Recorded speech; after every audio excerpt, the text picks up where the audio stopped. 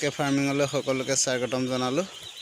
বন্ধুসকল, আজি মোৰ ফাৰ্মত পোৱালি আহি গ'ল। ৰাতি 3টা বজাত পোৱালি আহিছে।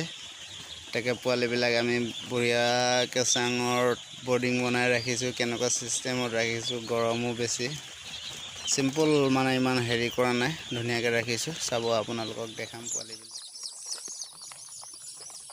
বন্ধুসকল, আমি পোৱালিবিলাক গিনতি কৰি লৈ আছোঁ।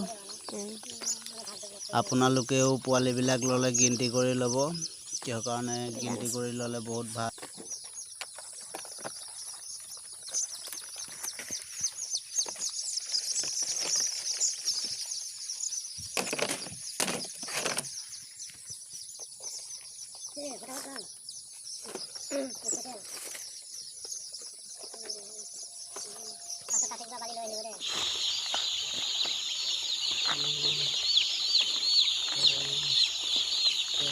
বন্ধুসকল, আমাক পোৱালি টোটেল গিনতি কৰি দিয়া আমাৰ হৈ গ'ল। মোৰ ফাৰ্মত টোটেল পোৱালি দিলে 11টা কম 3000, 11টা শ্বৰ্টেজ ওলালে, লেঙুৰা ফেঙুৰা এনেকৈ কৰি ওলালে। বন্ধুসকল, আমাৰ পোৱালি আহিছে 3000।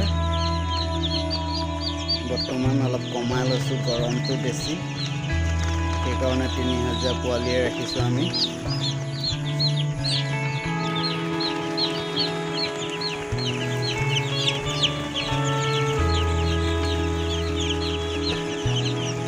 পোৱালিবিলাক বহুত ফূৰ্তি কৰি আছে, ধুনীয়াকৈ আছে বৰ্তমান।